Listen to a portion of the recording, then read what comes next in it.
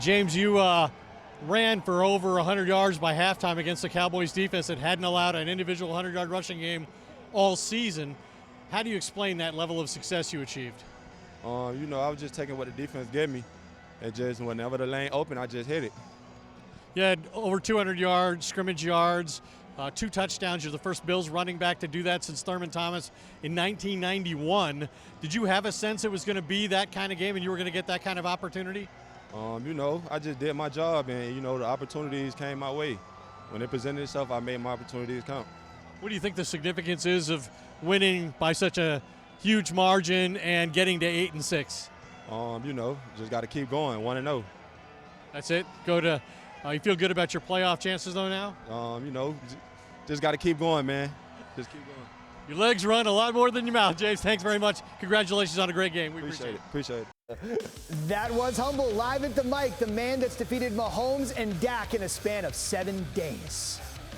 Josh, this seemed like as physical a game as you guys have played in a while, both sides of the ball. Did you sense that coming in? Did you feel it on the field with the way both offense and defense played? I think just, again, we understand what position we're in right now, and we gotta win games. It doesn't matter how we get them done, and sometimes a team like that, again, they're usually used to playing in a dome. They throw the ball quite a bit. I think teams try to throw on their defense quite a bit, and I don't know if anybody's, attacked the run as much as we did tonight. And again, we just trusted our guys up front and trusted our backs to make plays, and they did. Josh, can we talk about Bill's mouthpiece? On the other side, here's head coach Mike McCarthy on the loss. What's your assessment of what happened out there tonight in this Assessment? game? Obviously, we didn't play very well. I want to give Buffalo all the credit. They played the way you need to play. They controlled the clock, ran the ball. Was thorough in the situation. Offensively, we didn't move the ball effectively. We knew we were going to have to go the long way. The way they played us, so we had some key plays there in the second quarter, and I thought that if you can make it, maybe the game goes a different way. The penalty on the block punt attempt, that was a huge play. Not getting the turnover was another play.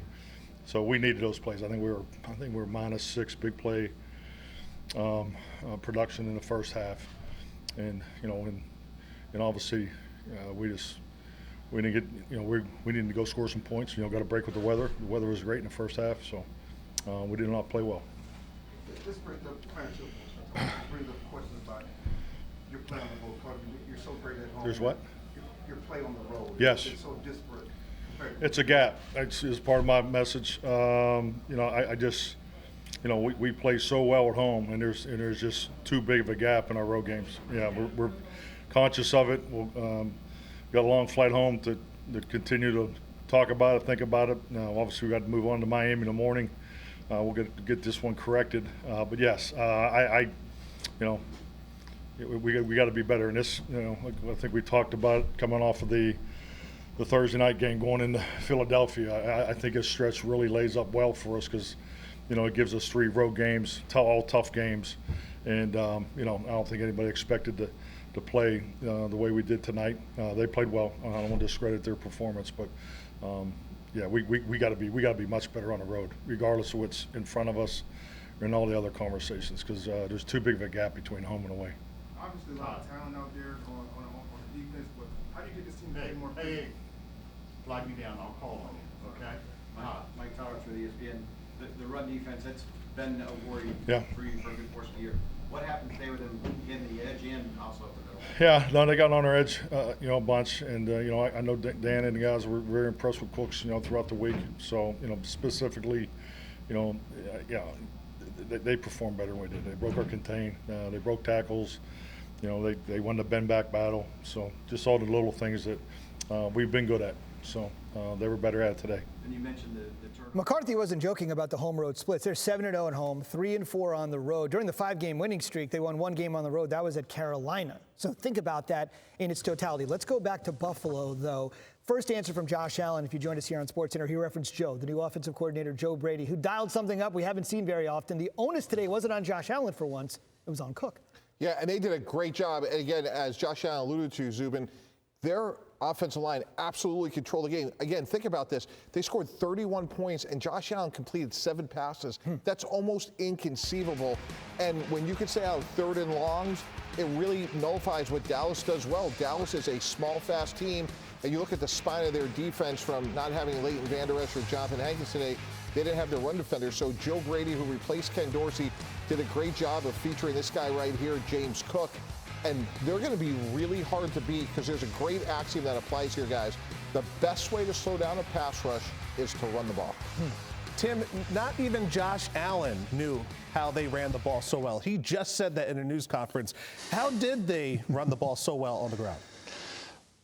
Well, listen, they ran it 39 times, which is something we have never really seen them do the last few years. The reason they were able to do it is just personnel. When you look at how Dallas was aligned, Marquise Bell oftentimes was the middle linebacker for the Dallas Cowboys. He weighs 205 pounds, and he's playing inside, and he just couldn't hold up. You see a lot of these big James Cook runs, it's because Marquise Bell is just getting thrown out of the way. Here he gets thrown into the free safety. The next run, similar thing happens. Remember, 205 pounds playing inside linebacker in the National Football League, and here comes Spencer Brown with one arm, just throwing him out of the way. James Cook once again running on the safety.